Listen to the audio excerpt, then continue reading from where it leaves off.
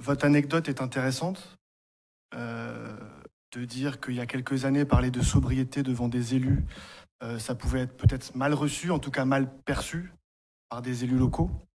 On voit bien là que la fenêtre d'Overton de la société est en train de bouger.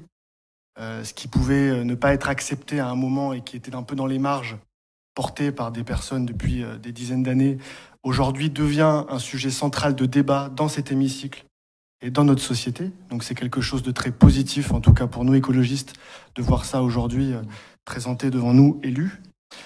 Au niveau des quelques scénarios présentés, je crois qu'aujourd'hui on est dans le 4, avec un peu de 3. Et la solution, l'équation à résoudre, ça serait peut-être d'aller vers le 1 et le 2 avec un peu de 3.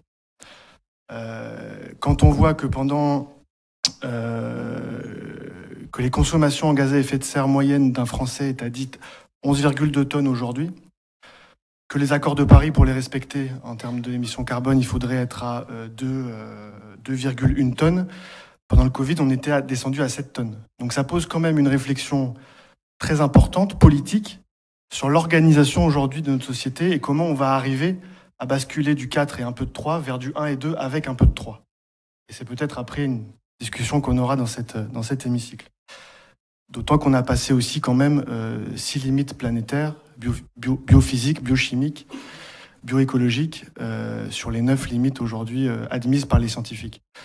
Donc on est quand même une civilisation à la fin de son adolescence, qui essaye de rentrer dans la maturité du préadulte, et il faudrait qu'on lui impose quand même quelques limites. Et moi, je me dis, ces limites-là, aujourd'hui, elles sont quand même organisées par la loi.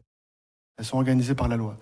Et ma question, c'est de dire, mais si aujourd'hui, on évolue dans des systèmes où la norme, dictée en partie par le libre-échange, le commerce international, etc., par une efficience du marché, nous fragilise, nous, sur nos territoires, pour organiser de la politique publique, de la sécurité alimentaire, de la sécurité énergétique, de la sécurité, de l'organisation au niveau des mobilités, eh bien ça pose quand même un souci. Et donc ma question c'est, est-ce que vous pensez que la loi aujourd'hui doit évoluer, doit être un levier à saisir pour nous aider, nous, territoires, à organiser cette résilience?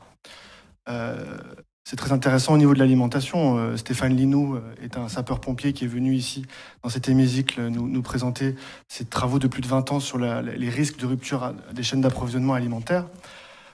Et les SDIS sont tout à fait concernés dans ce processus. On voit bien là que finalement, il y a un peu un impensé au niveau national sur ces questions de risques liés à la sécurité civile. Et puis ma deuxième question, c'est comment vous, ADEME, vous voyez le rôle de notre collectivité départementale, que certains voudraient peut-être voir disparaître aujourd'hui. Nous pensons que, au-delà de son cœur de métier, qui est prendre soin des fragilités des personnes, donc de la politique sociale, elle a un rôle à jouer aujourd'hui dans l'animation, dans l'accompagnement, dans l'ingénierie des maires qui, sur leur territoire, ont pris conscience de ces risques et voudraient aller plus loin.